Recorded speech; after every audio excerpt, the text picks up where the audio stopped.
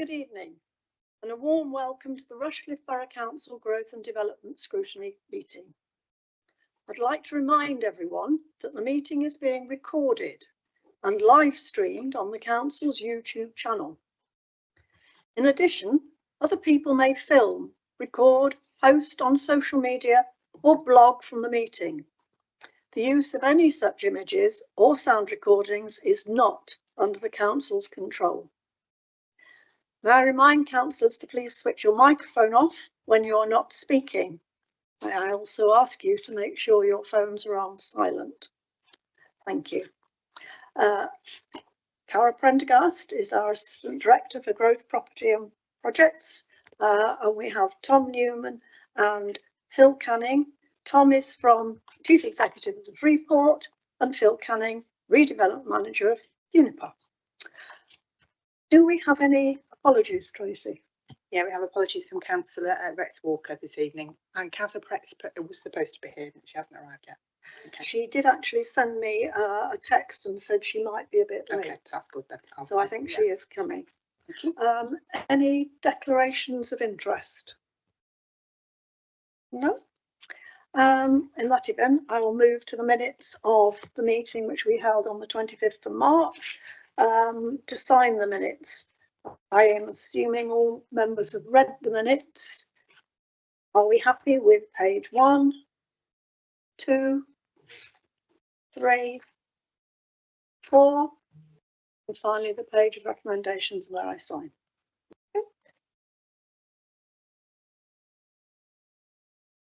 Thank you, Tracy. Right, now we go to the main event of the evening, which is to discuss the update on the Freeport. And has already been remarked, we have a wonderful screen in front of us. Oh, but it's not football. Yet. Sorry? Yeah, I'm happy to say it first. Oh, no, that's not football either. Right. Okay. So Tom is speaking first. I'm not taking too. Only press a button away. This one. Yeah. Requests to not gone for too long, given the football. So just briefly on this, and obviously you feel free to come back on any of this through the discussion.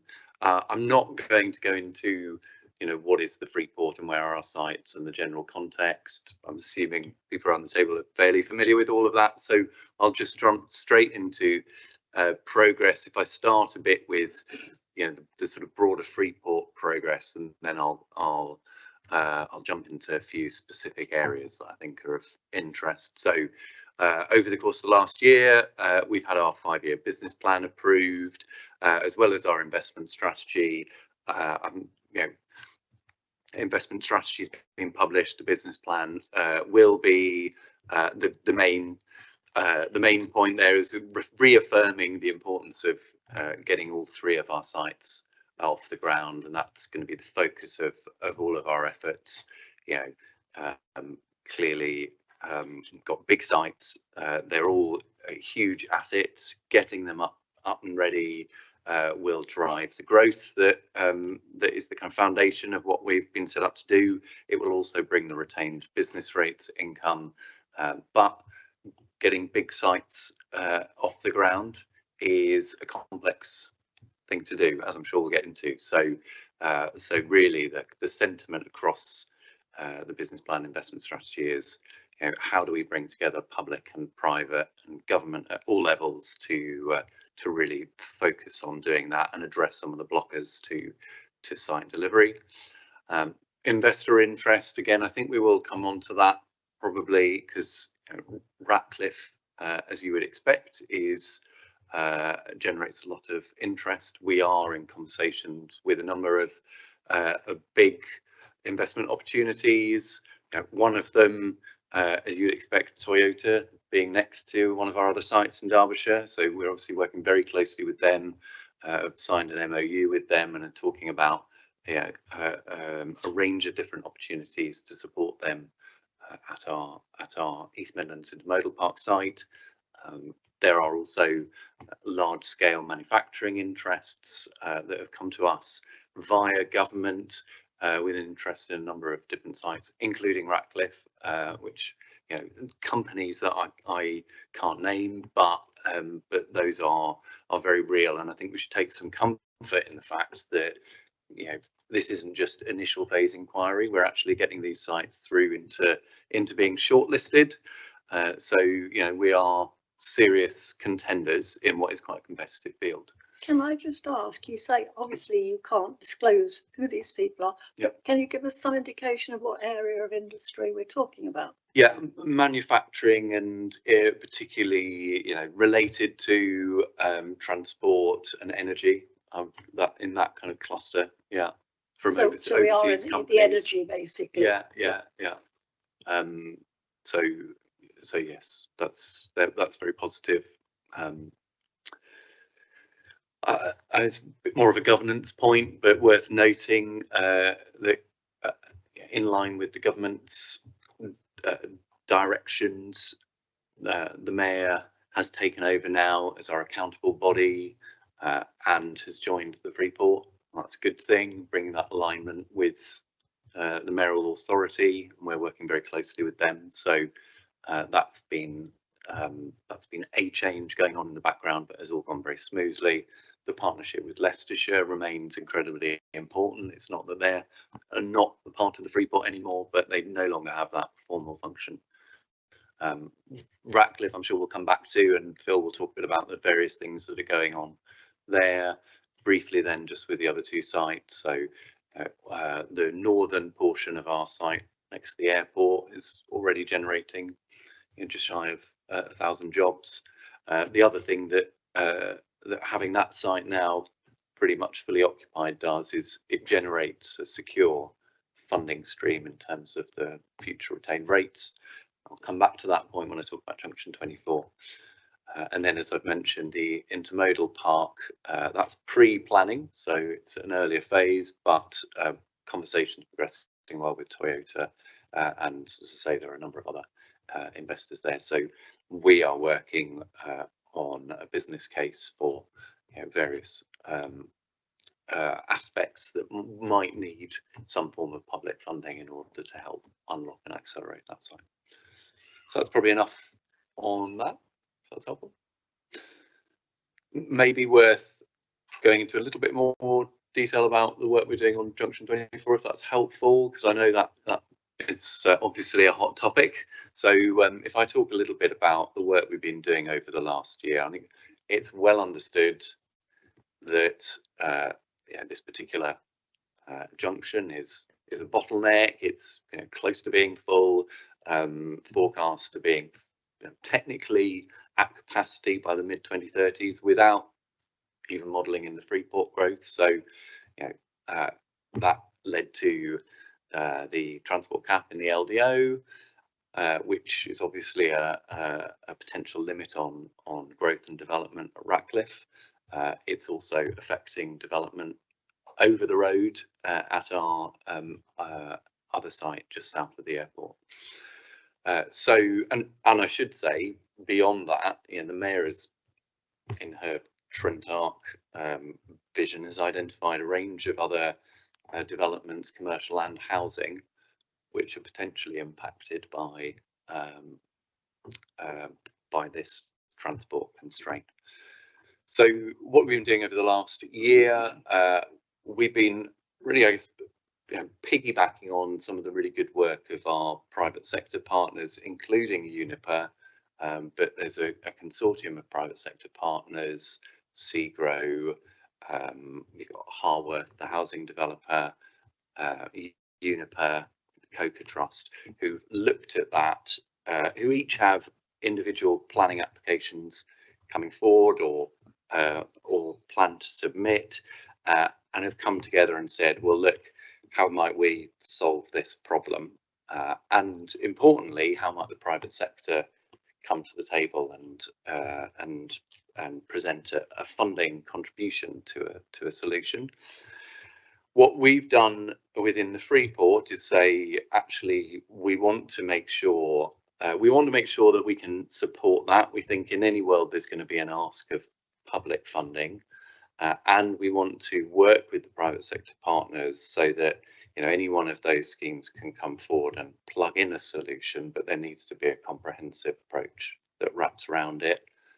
So we've committed seed capital funding to developing a scheme, working really closely with National Highways, with the Highways authorities, with the combined authority. We, in the jargon, we are at the early stage of the National Highways scheme development, taking it through to what's called PCF, Project Control Framework. Have I got that right, Phil? All right. PCF 1 by the back end of this year, early next, and that's an important milestone because that's the point at which National Highways and government will say, okay, we recognise that there's a credible scheme here. The numbers are looking, there's a degree of assurance around the costs and design and buildability and all of that good stuff. So we are funding that work in order to accelerate it. We could have just left it to government and National Highways. Our worry was, well, actually, they've got a very long pipeline of schemes. If we just left it to them, we might be waiting 5-10 years plus. So let's get a scheme oven ready, as it were. The other thing that we've done is to say we will, going back to my earlier point, the Freeport, by landing investment into our sites, we generate, there's a tax saving to the investor, but there's also the retained rates that comes back to the Freeport and the public sector members of the Freeport, including Rushcliffe.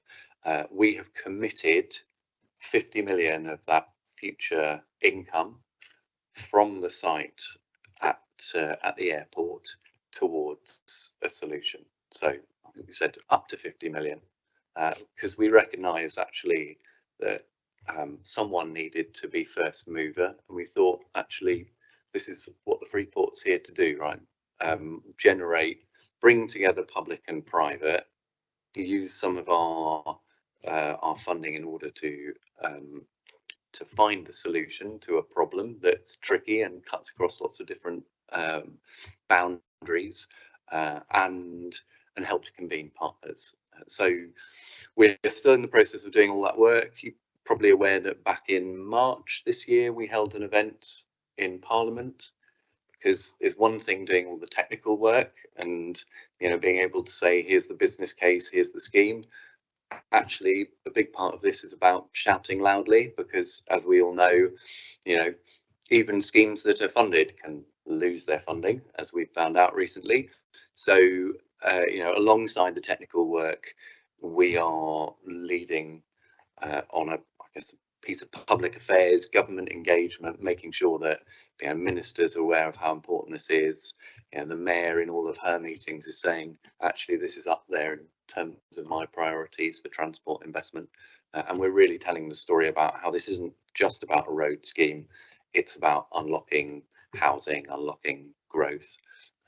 So all of that work's going on. Supplementary planning document, again, I'm happy to talk a bit more about that if people are interested, but you're probably aware that we've just taken that through and had it adopted by yourselves, as well as South Derbyshire and North West Leicestershire. And that's great because that gives us a framework for securing fair contributions from private sector partners.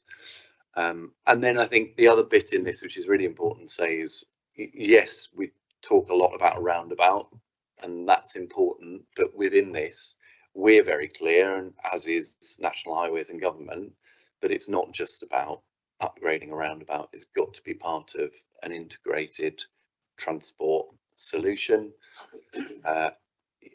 Uniper have got various things through the LDO that they're doing, and we may well talk more about. We're also keen to see a plan that links up with the mayor's aspirations for joining up the city and the site better through public transport. we're really interested also in modal shift. So all 3 of our sites have the potential to be rail connected.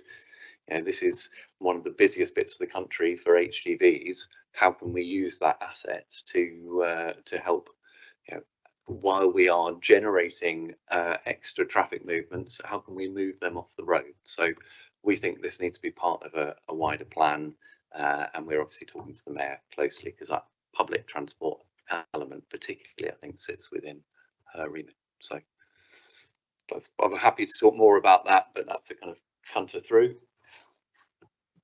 Can I just ask, are you going to be impacted in any way by the announcement that the East Midlands is not receiving the money that we thought we were going to for infrastructure, and various projects have been pulled? Is that going to, in fact, impact you? And my second one is, you say HGVs, getting them off the road, but the HS2 link has also been severed. So how are you going to get them off the road? Or are they going to fly from the airport? I'm not quite sure I follow the second question.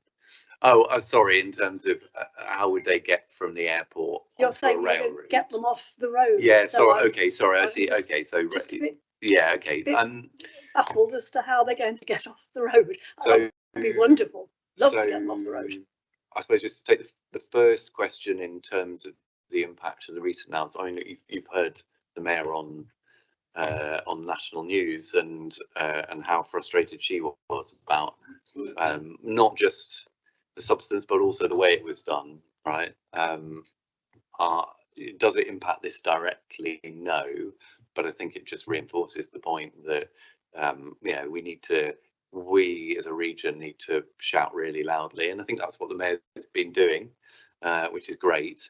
I think the other message we get from government is, if you come to us and say, please can you fund, let's say, a £350 million scheme, you know, top end, I think that's the sort of sum we're talking about for this, then they'll say, well, great, but you know, here's another, we got a shopping list from every bit of the country, and you know, and our budgets are being cut, and if you come along and you say, actually, we've got a scheme and we think we can leverage private contributions, you know, potentially we've said up to about £80 million, you know, all TBC, right? There's more work to be done, but we're not talking small sums of money. And if you as a Freeport are also committed to putting something in yourselves, and I think, you know, you're coming and saying we've actually helped design the solution and we think we can, you know, we can make that work, that's a different kind of conversation. So I'm not taking anything for granted. I think the tricky thing for us will be timing, being able to get the commitment to a scheme that allows us to get on with the development into the back end of the 2020s. So on your second question about, so no, I'm not proposing there's going to be a rail link to the airport anytime soon, unless there's something I'm unaware of. But my point was more, well, we have the maritime rail freight terminal, right? So you know, that's already adjacent to the airport, and already, you know, running services and taking trucks off the road. Obviously, you've got the rail line into the Rushcliffe site, and then there's the potential for a rail connection at East Midlands intermodal parks. Okay, so in actual fact, what you're saying is, if you can match funds, then the government look at you more favourably. Absolutely, yeah. Councillor Brown, I think you indicated. Thank you, Chair. I was actually going to mention the 3 rail links, but you've already mentioned them. Going on to the Junction 24, with the committee I sit on, additional airports, all 3 counties, the county councillors and borough councillors from that area, we've all spoken about this at length and discussed it with various different bodies, and we've all come to an agreement that not one of us or locally have been consulted on this about how this is going to affect the local road structure.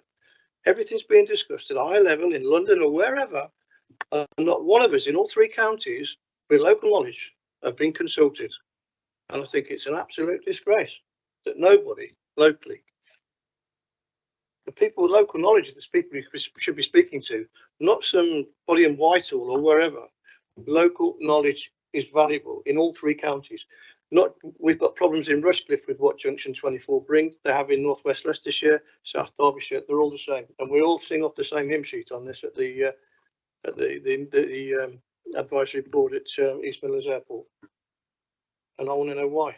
Why won't nobody listen to local people? We're the ones with the problems. We're the ones who get the complaints from the residents. And you're on about building more houses. That's where I sit. Happy to. Well, yes, if you can respond, but I thought there had been a local meeting. So we have we have the parish forum. We do. We have the we have the community forum. We also have the council forum. So those are the forums in which ward members, parish councillors get the opportunity to engage directly with What I'm on about is the discussions that's going on at high levels regarding the design and the plan of all this, how it affects the local infrastructure, the road networks, the buses and everything. Nobody has approached local people to see where the problems lay. We've just had 2 bridge closures for the last 12 months nearly, and the problems that is highlighted is unbelievable. That's where I'm coming from. It's not local, just discussing it amongst ourselves. It's discussing it with those who's making the decisions. Nobody has asked local people, certainly not at county level or borough level anyway, that I'm aware of.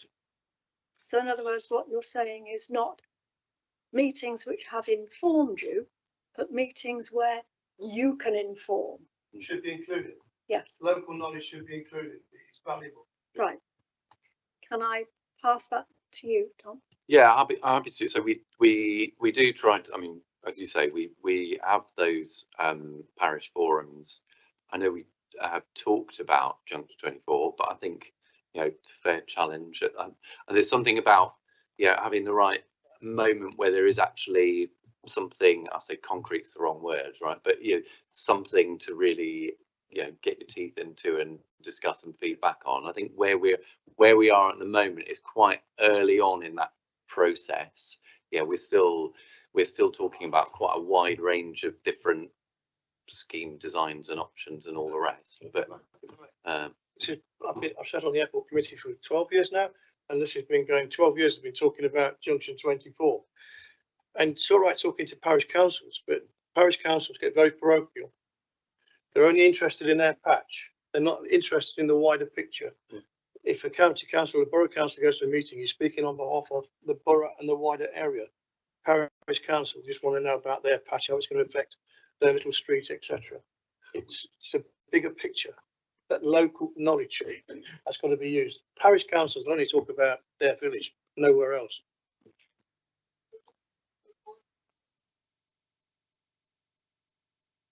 So ward councillors and parish councillors attend the community forum. So I think probably the point is that's the appropriate forum to have this conversation at the point at which there's something to consult on. Can I just come back? I'm not talking about a parish forum or that level. It's to the level that these guys are talking at. Talking to government means the people who's going to build the thing and things like that, putting the ideas into the pot. Because I can see what's going to happen. Suddenly there'll be a design come out. There you are. That's what you're getting. Too late. We can't change it. Phil, I think you were just indicating you wanted to come in there. Can you put your... You've decided it's answered? Yes. Okay.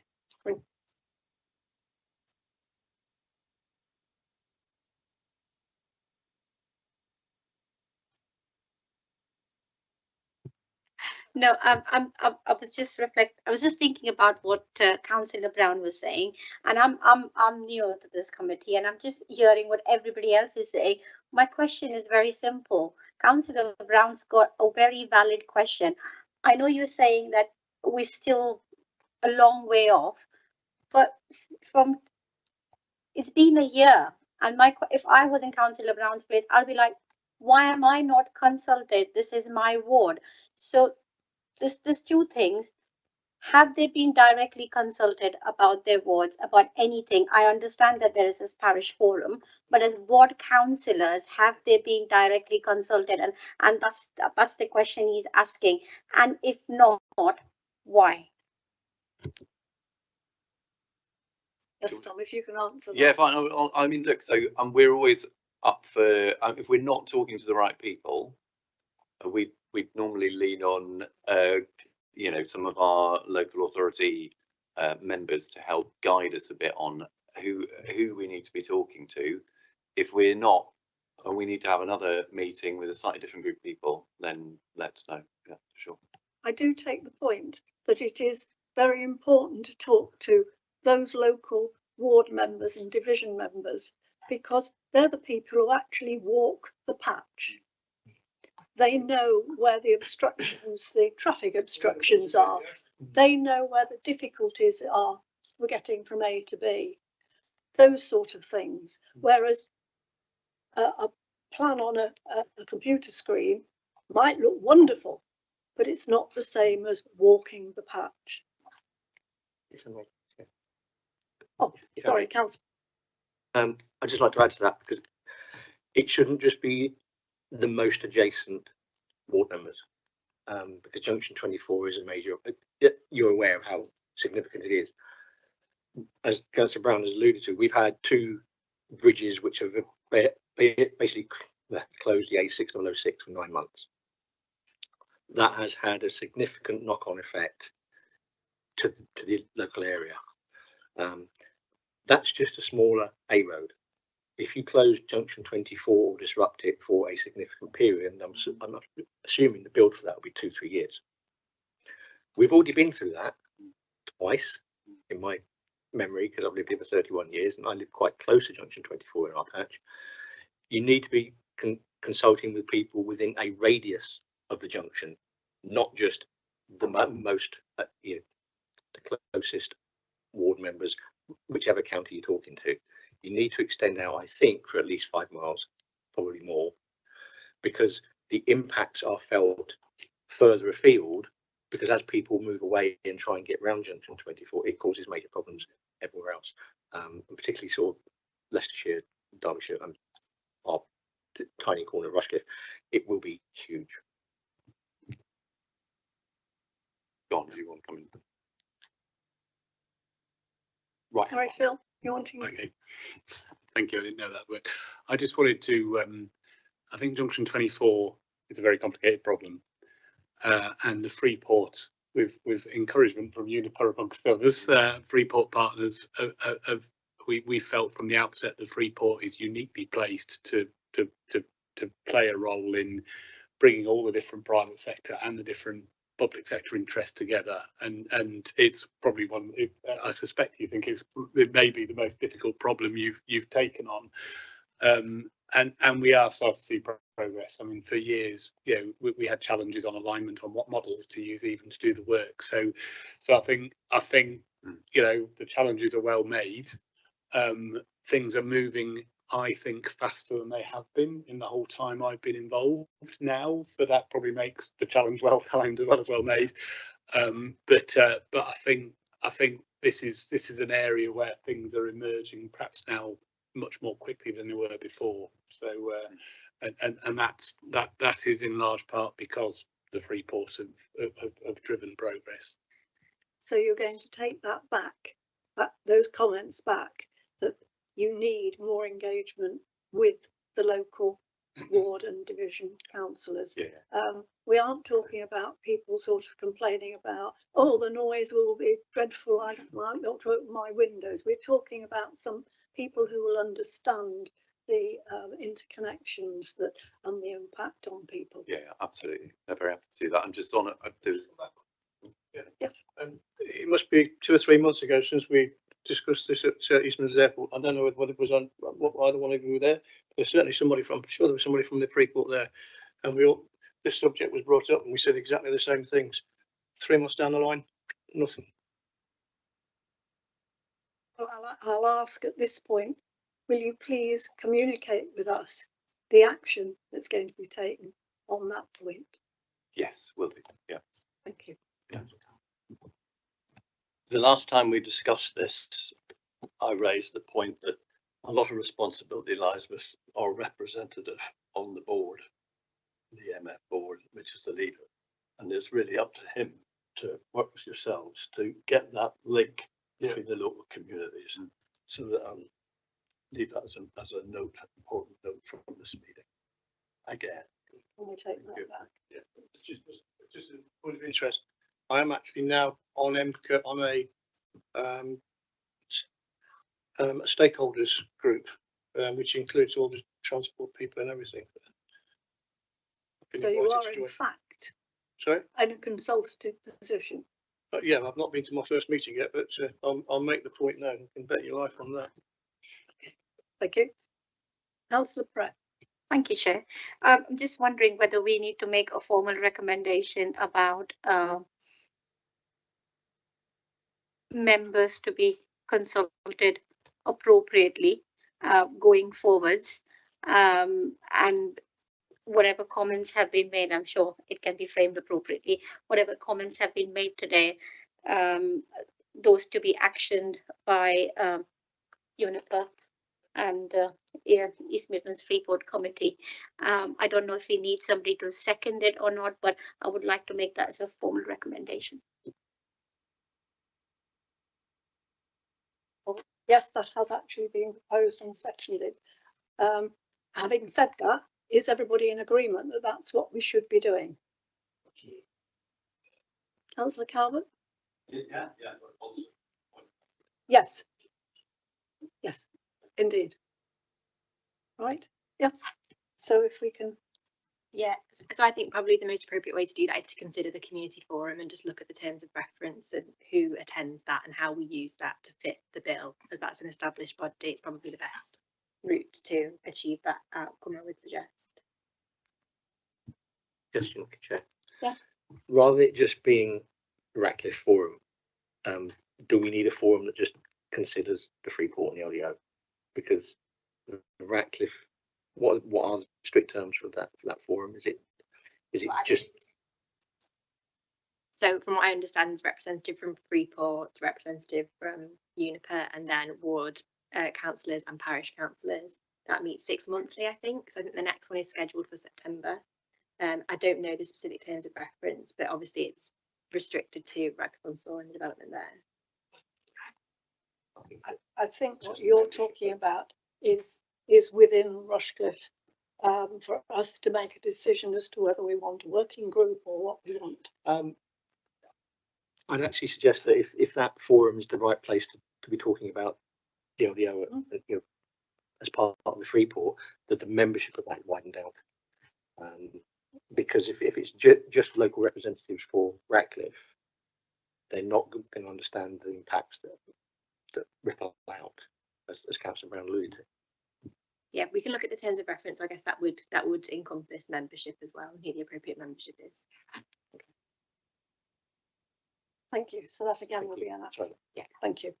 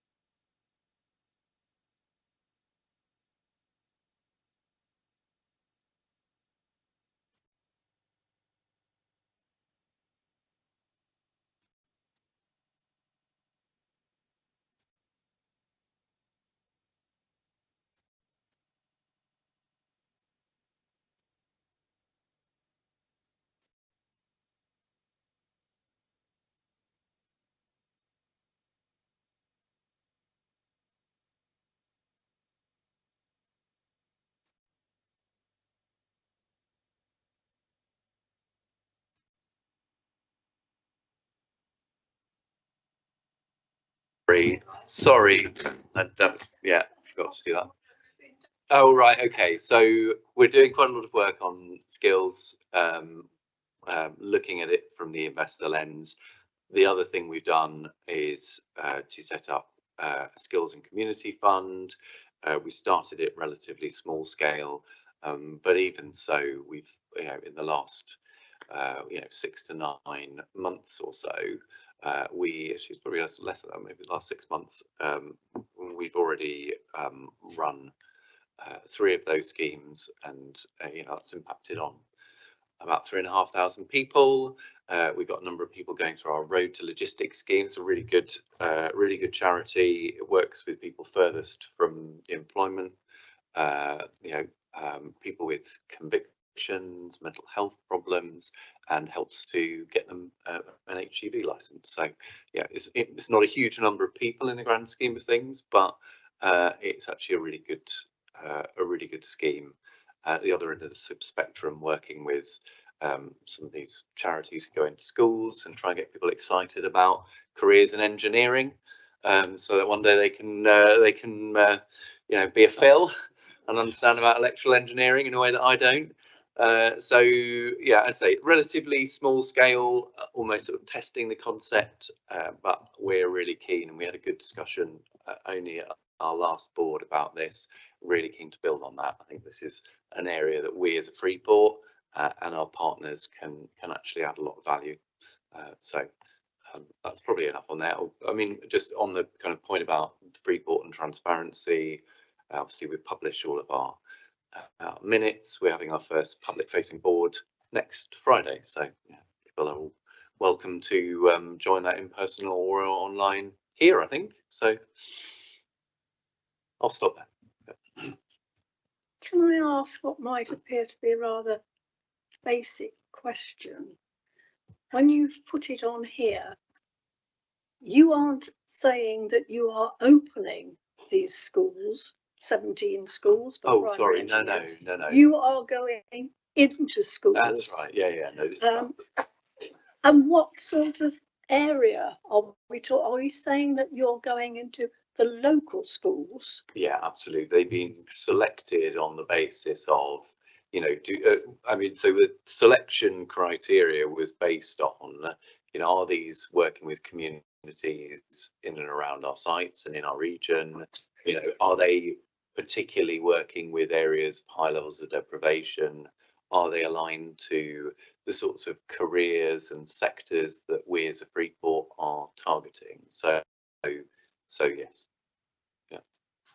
I hear all that, but it seems to me the type of industry that I visualise that will be coming this way, we should be looking at the courses that are being presented in universities, etc.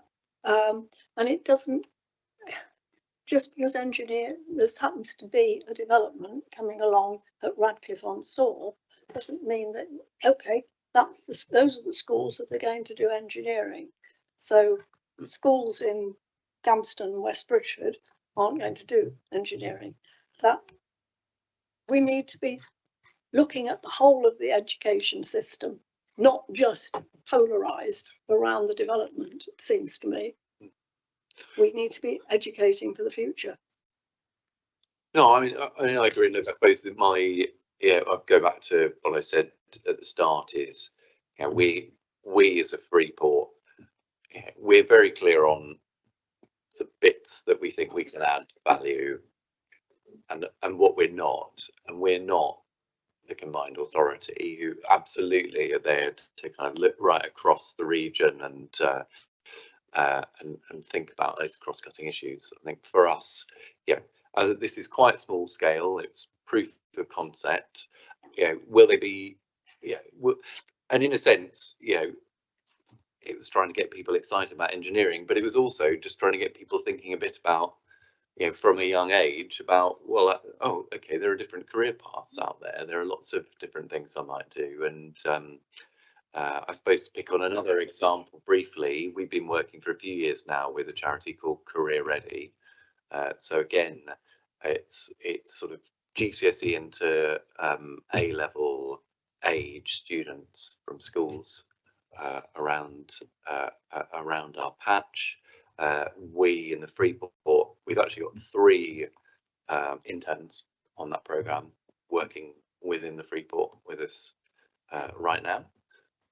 And we heard that 2 of the people who were with us last year have actually gone into, one has gone into a career in logistics and supply chain. So, you know, what route people take, I guess what we're trying to achieve here is to help people at an early age think about and broaden their understanding of what the different career paths are.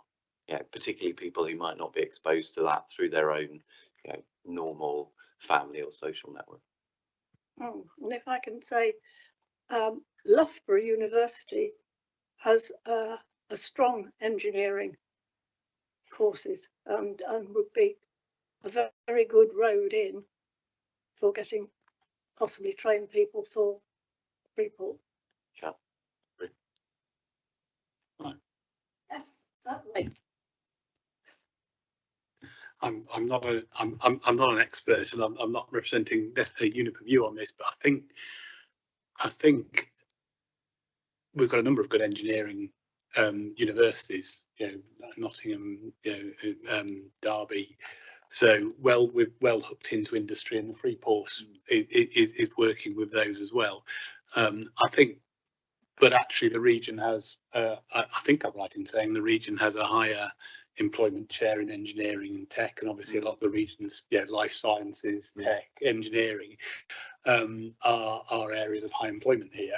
I think when you've got this people in the university, you've got a chance of keeping them and attracting them to business. I think the capacity of the future comes from sort of pump priming and getting people interested in those careers in the first place. And I think that's where the Freeport's chosen to focus. I think interestingly, Uniper to some extent is focused in a similar area as well, with some of our own outreach and engage in the programs we support. So I think this does add value.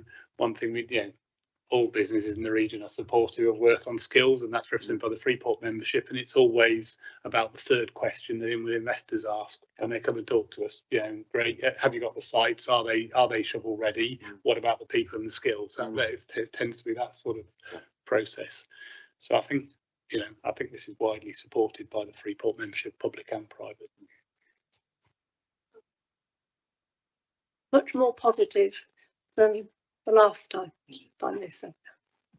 And I suppose I haven't got a slide on this, but you've mentioned Loughborough. So the other thing that we chose to fund quite early on as Freeport was the Zero Carbon Innovation Centre, which is a partnership of Loughborough and Nottingham University. Exactly to your point, recognising that actually, at the other end of the spectrum, I guess, there are people in our universities who are right at the cutting edge of particularly transport and energy engineering, but that as with a lot of research, there's great stuff happening at the early stages.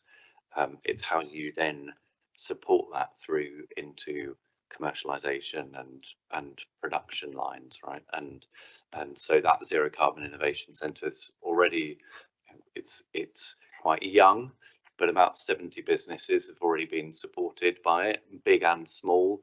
There was an announcement only earlier this month about a spin out. So it's a University of Nottingham partnership with a company called GKN Aerospace, who are doing some really clever stuff around low carbon aviation, actually, which I won't claim to understand what cryogenic technologies in aviation are doing, but it's a kind of exciting. It is a thing that we would want sport because it is good for the region, but we also see a link between what the universities do, and again bringing it back to the aim of investors. The attraction, or one of the attractions to the region, being that expertise. So. That sounds good and sounds exciting. Councillor Brown. Just a quick one, thank you, Chair. I just want to point out that Loughborough University is actually more famous for engineering than it is sport. It's very well known for its engineering in all sorts of aerospace, trains, buses, you name it, they've done it. A lot of famous engineers come from there. Absolutely.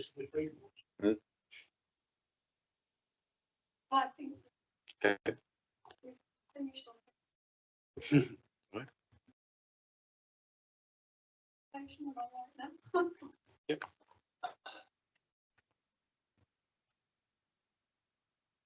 Right, thank you. I've got 2 slides. Yeah, thank you for the reminder. Thank you. I've only got 2 slides. There's quite a lot of detail on them, but I'll try and step through it quite quickly and obviously take questions at the end.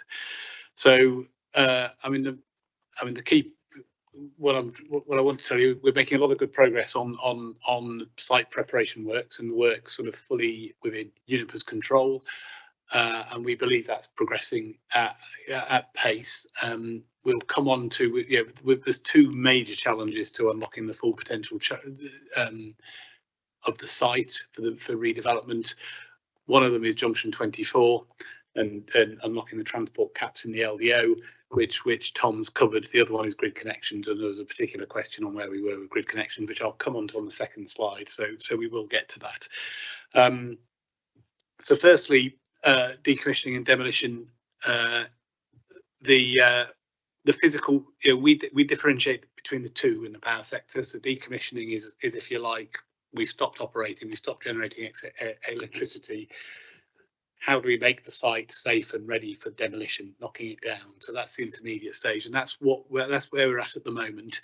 That's always been planned to be a 2-year process from the end of coal generation, which was end of September 2024, and we're well on track for that. And actually, as we stand today, we're substantially complete on all the physical work, and we're largely in the documentation of handover packs and detailing the condition if we left the asset to hand it all over to the demolition contractor, because that's the other big news since we last engaged with representatives of Rushcliffe is that early last month we announced that we have now placed a demolition contract to demolish the structures on the north side, the power station, and we've placed that contract with a company called Erith. They're very experienced. That was after a long and protracted sort of tender process, with a range of people bidding to do that work, and it followed on from securing the consent by Rushcliffe last summer for the prior approval consent to demolish. So and uniquely for us, I don't think we've done this anywhere previously. The contract, clearly we've got the demolition contractor now sort of starting to mobilise. They really step up their presence on site from August, and they will be starting physical work actively in August, which of course is before we've actually formally completed the decommissioning and handed over, and we hand over the full northern power station area to them, and they will take charge of that area to complete the demolition from the 1st of October. We did do a press release on this, setting out sort of at a high level expected timelines.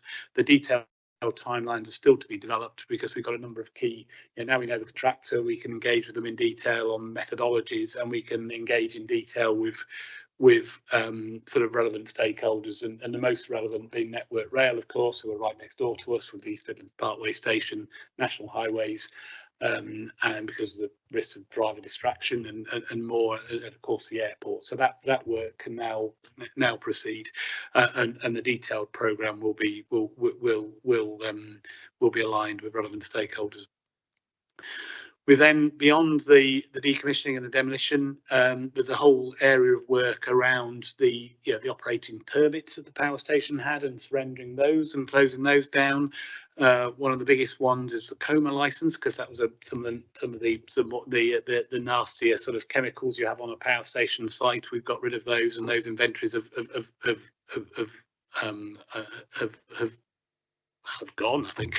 So we are no longer a coma site. We're having ongoing discussions with the Environment Agency about how we step down our reporting as we've sort of closed out operations, and how we reduce our monitoring. Some of it remains, like discharges into the Trent, because there's still site drainage and other things. So not everything is stopped, but we're descaling that work. And the rapid progress on decommissioning has also allowed us to do some early work to look at which in the past we've often done after demolition, to look at the condition of the site, both north and south, and particularly the north bit is a bit that's more difficult because of the risk from underground cables and other things when we've been active.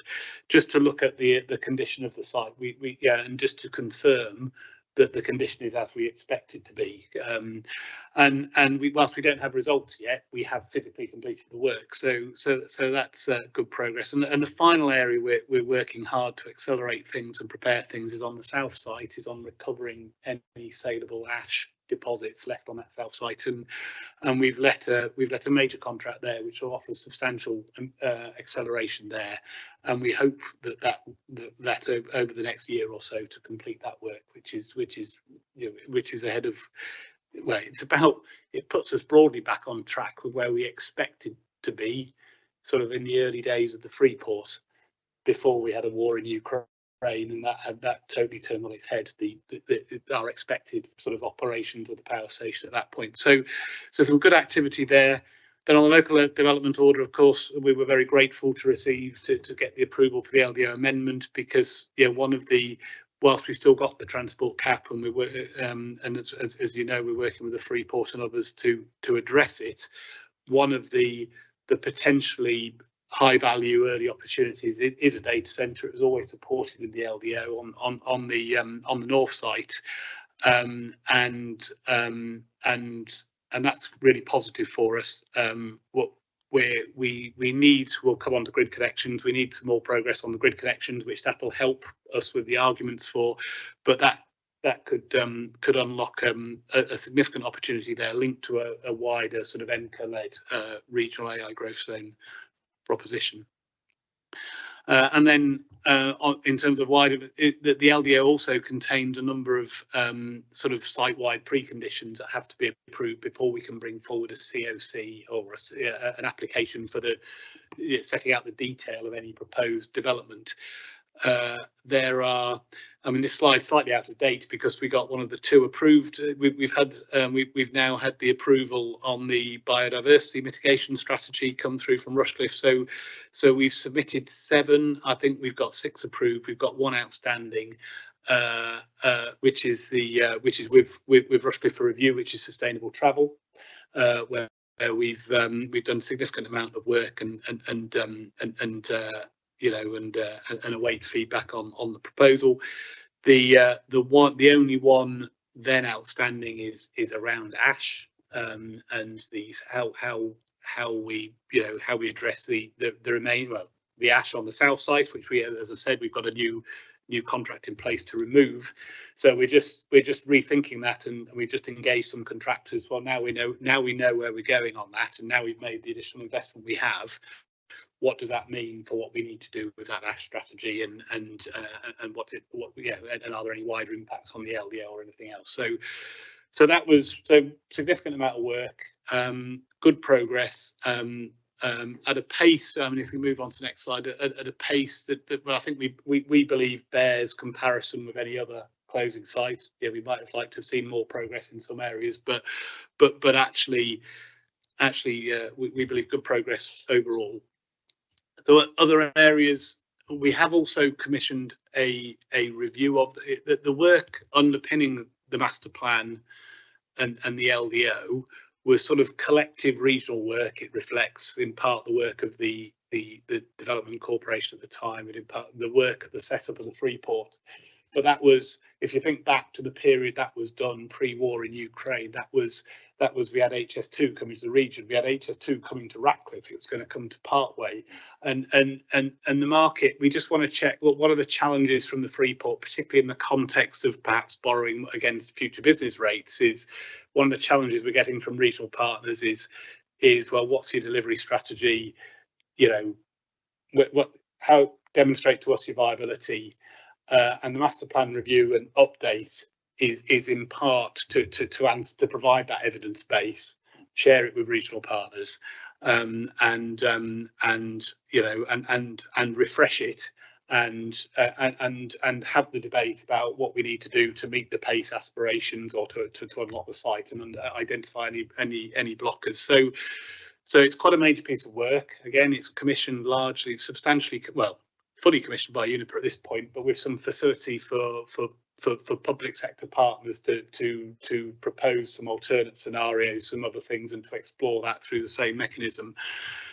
So there's a lot of work on that gone on this year, but it's and it's beginning to mature, and hopefully we'll get to the point of having results we can share more broadly in the coming months. A key aim of that was to support the LDO review due on the 3rd anniversary of the LDO. So clearly one of the stakeholders that we'll be looking to engage with is Rushcliffe as that work develops. And then finally, grid connections. So we've clearly got 2 major National Grid substations on site. We've been working for a number of years and talking to National Grid in different parts of National Grid, and then not National Grid anymore in terms of the ESO sort of being split out of National Grid. Unfortunately, we've been doing it at a time scale when actually National Grid have recognised the need to fundamentally reform the application process. And Uniper's a big supporter of the need to do that, and it's to ensure that first ready projects are first connected rather than the old system, which is first applicant, first come first served. They're now moving to a first ready first connected. So we support that aspiration, but it's not an insignificant process. And actually we started discussions about repurposing grid connections before the LDO was approved, so over 3 years ago. We're still actually at the point where we're awaiting firm connection offers. Again, as a recent update, we've had a very positive meeting with NGET today. So we know they're finalising some of the early offers. They have to go back to NESO and come to us, but it looks like that will unlock in the coming, or start to unlock in the coming weeks and months. But it's but it has been a slow process. We are asking for acceleration of some of it. We've had some indicative offers, and we're asking for those to be accelerated. Advanced planning and consenting status is a really important, gives us an advantage in that process. So the Rushcliffe support and the LDO have been really helpful, or we hope will be very helpful in that context, as will the wider regional support through the Freeport, through EMCA and others. One consequence of all the delays is actually Uniper have had to apply for 2 additional distribution connections just to keep things like pumps running on the site. So we have actually, and we've now just completed them. We're substantially off diesel generators on site now, because we've had to invest in 2 separate new small distribution connections, one for our continuing offices on site and one to run essential site services. So that's something else we were able to pick up and wrap into our decommissioning process. And so that's been quite successful, but it wasn't work we were planning to take on, but we've had to do it with the delays in the bigger process. And that's all I've got, other than a slide asking for questions. Can I just ask one question? You talk about the ash, the remaining ash, but I understood that where the coal heaps had been, there is in fact more coal than you expected, which has been compacted underground. Has that been extracted now? I'm just thinking about where that comment might have come from. I think that was a position ahead of closure. What we found was the base of the coal as we were running to closure was lower than we thought, but we still got as much of it as we could. So there is I mean, if you look at the coal stock, there's clearly a black surface, but it is not deep. It's that there are traces of coal still on that coal stock, but it is practically cleared. So that's not an issue that, okay, as far as we're aware. Now then, is anybody wanting to ask questions? Councillor Bennett? I just wanted to ask the obvious question, which the locals will be interested in, is the iconic cooling towers. I'm just thinking of the logistics. I'm assuming they will be taken down at the end of the the demolition stage, once you've got everything else clear for it to actually land on, or will they come down early? The expectation is that, I mean, the initial stages of demolition are things like preparation large activities for the sort of explosive demolition or pulling large structures down. So we don't expect any of the large structures to be pulled down before 28, 29, and we expect the cooling towers to be around 2029, because they provide some natural shielding for the railway line, amongst other things. So it's not, we need to work through it with our demolition contractor, but it's that sort of period. When you say natural shielding for the railway line, is that from other structures, lasting across the railway line? So I'd imagine depending hitting the legs of those, they'll come down anyway. Yeah, no, that's no. It would be if we don't expect it's not something that I believe we have experience of, but there is always a small risk, and we'd be in the game of minimising any significant risk, wouldn't we? But it's but it's 2029 ish, that sort of time period we're thinking of it. Is it all 8? Councillor Calvert? Oh, yeah. I'm just wondering whether it was just wondering if it was all 8 towers. Okay. Yes. Yes. One. Yeah. I think on site as well, we're all very attached to the cooling towers. Yeah, it's one. But they, I mean, they are a very fragile structure, yeah, and they're very expensive to maintain. So they're overhanging a mainline railway line station. So yeah, it'll be yeah. They are an amazing structure, but that's the challenge. They're going to go, but the history will remain. Oh, Councillor Chaplin. Thank you for that. So has the plan for an incinerator on the site now disappeared completely, or is that still in the mix? That project, that project is on is at the moment is under review. So we're looking at our options for that, and we'll pick it up in this master plan review. So we stop work currently, and it's we'll pick it up in the master plan review and look to come to drive that to a conclusion. But at this moment, that project is not progressing. Okay, so it's not disappeared completely, but it's not on the table at the moment. Yeah. Okay. Can I just ask something else? So, are you happy with the speed that things have gone? Because we feel it's taken a long time to get to this, that we passed the order in 2023, and here we are 3 years later, and it doesn't seem to have moved an awful lot. Are you, what frustrates you about why it's gone so slowly? What frustrates me? If I rephrase the question as what's taken much longer than I might have anticipated, I think grid connections and transport would be the two I'd pick up, and the link to the caps.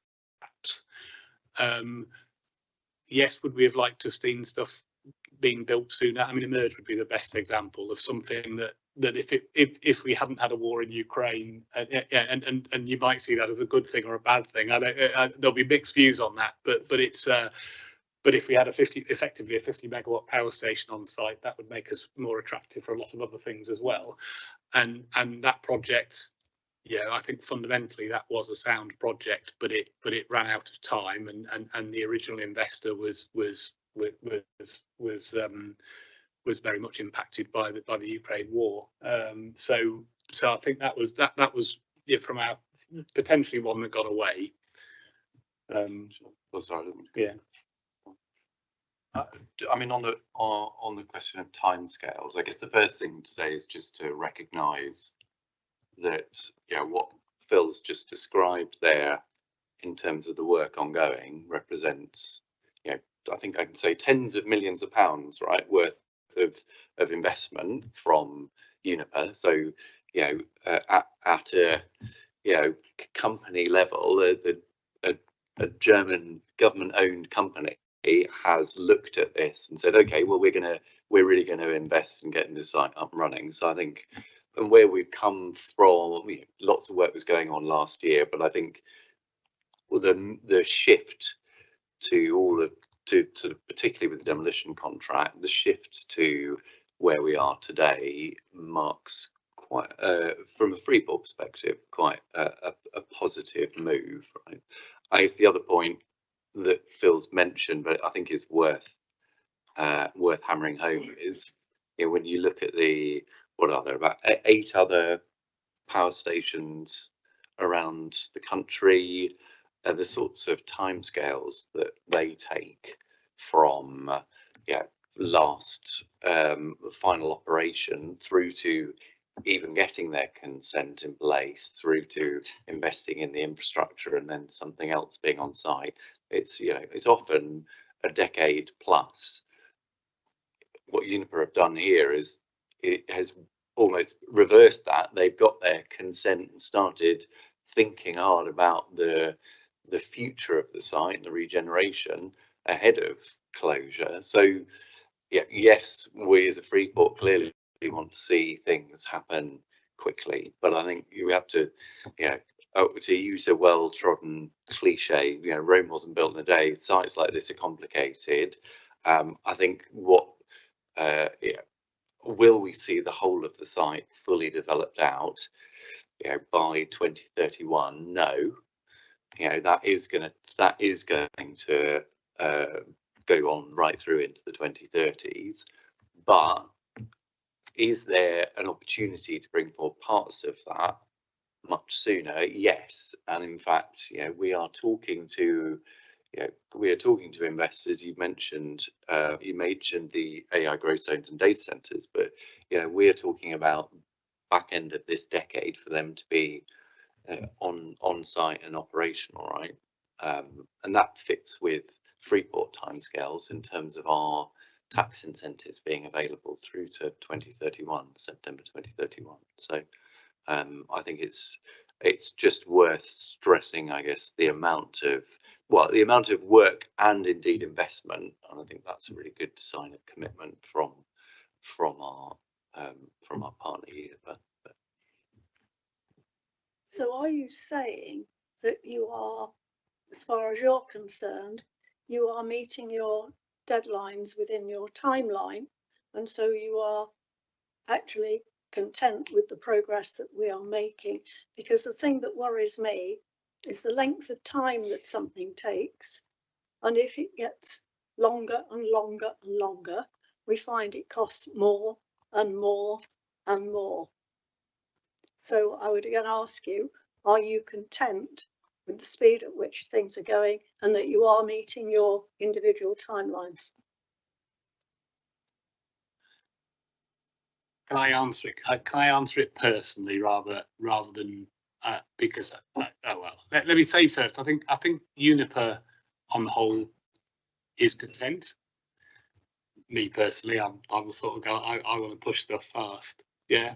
I think I'm proud of some aspects. I think we've had lots of discussions with regional partners over the year around things like demolition and, you know, should it have been conditioned in the LDO or not. We had some tough conversations and arguments around that about how it might seem like a sensible thing to do, but in reality, in the detail, it could get very complicated.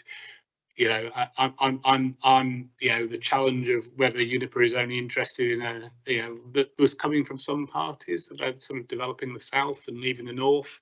So I am proud that we've got the demolition placed, yeah, as a team and as Uniper backing us. We've got that decision, and that is now out of the noise and the clutter of thinking. So I think that's for me personally. I think that's that's a great collective result. And it was recognising the sort of the challenge from the region, and particularly from Rushcliffe. I think the more widely, as I said, I did say, you know, that the two areas of challenge we've got, you know, I'd have liked to have moved quicker, yeah, there's no one more interested in a site team and developing opportunities quicker. So yes, but you know, but you don't always get what you want, do you? And yeah, we didn't predict a global pandemic. We didn't predict HS2 not coming. We didn't predict war in Ukraine. We didn't predict changes in government and perhaps the way the energy policy and some of the support schemes for different aspects of that were part of the vision have gone backwards either. So there's you know, we can only deal with the world as we find it. And hence the importance of things like master plan reviews and being flexible to a changing market. Sorry. The reason I asked that is because you probably realise that last time you came and we had a meeting, we were somewhat frustrated, which is why we've asked you to come back. And I have to say, Tom in particular, it's been much more positive, and hopefully members feel the same. But I'd like to ask the members, Councillor Mason, is there anything you wish to say? No.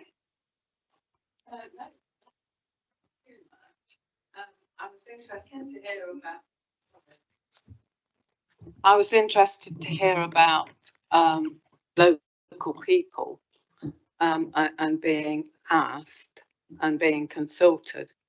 Having had something near Tollerton and the airport, I know that one of the difficulties with asking and talking to people and in general is exactly when to do it.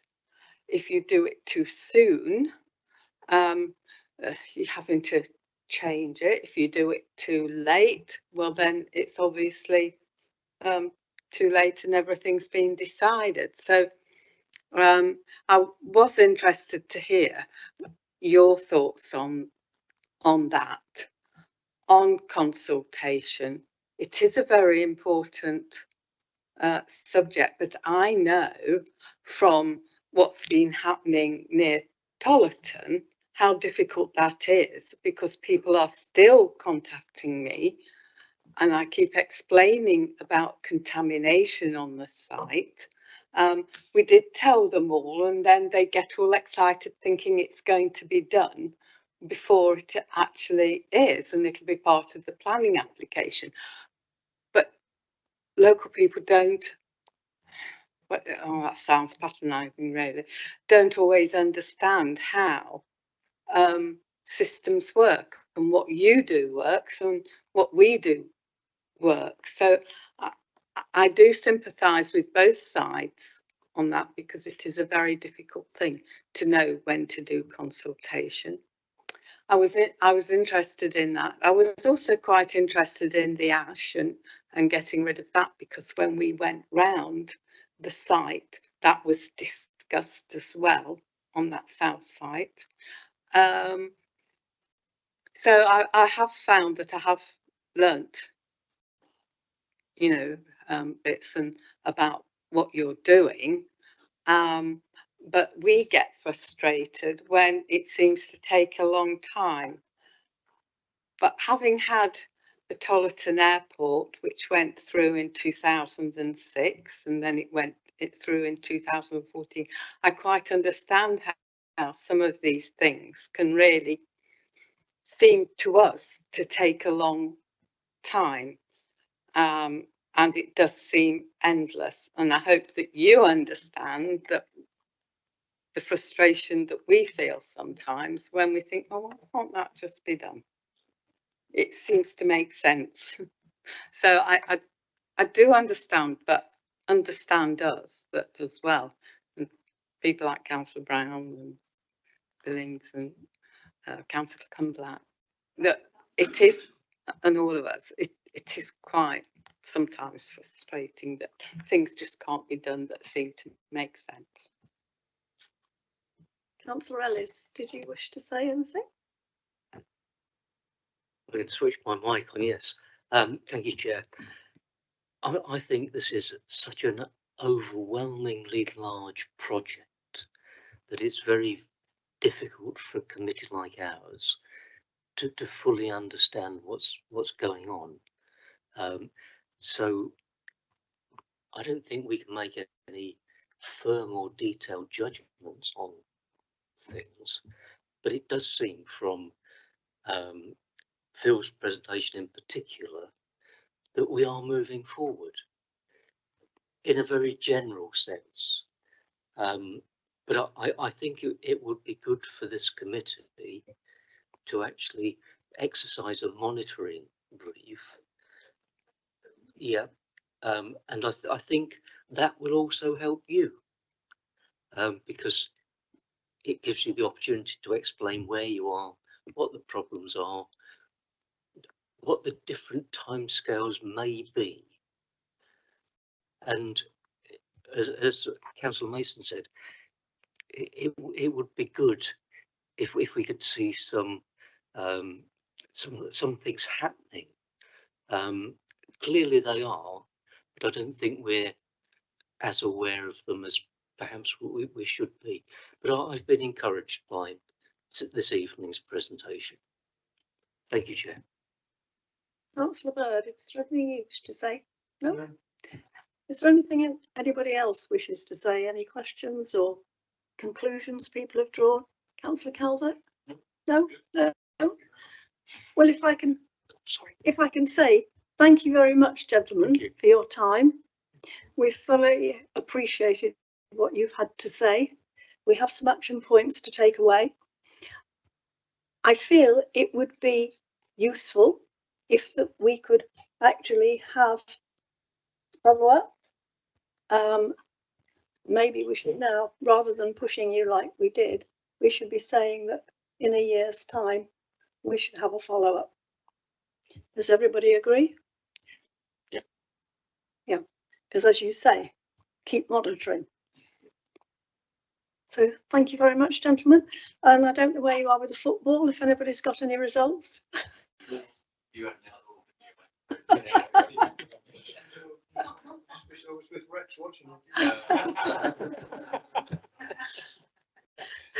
So, gentlemen, I don't think you really want to stay for the final summing up of the meeting, but thank you, and you're free to go and rush off out and see if there's anything left to watch. Thank you very much.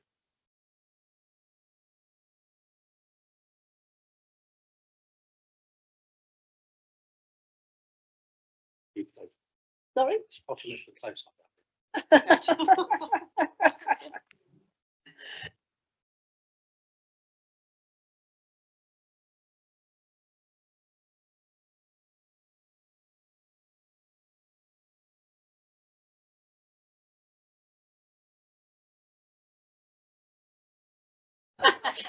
We've just got the work programme, which I'm afraid, as it stands at the moment, is empty. So we are waiting to see if there's any growth and development coming forward as we are in these straitened times. So exactly, should we be actually scrutinising growth and development under LGR? Anyway, if I can say thank you all for attending, and off you go to the football.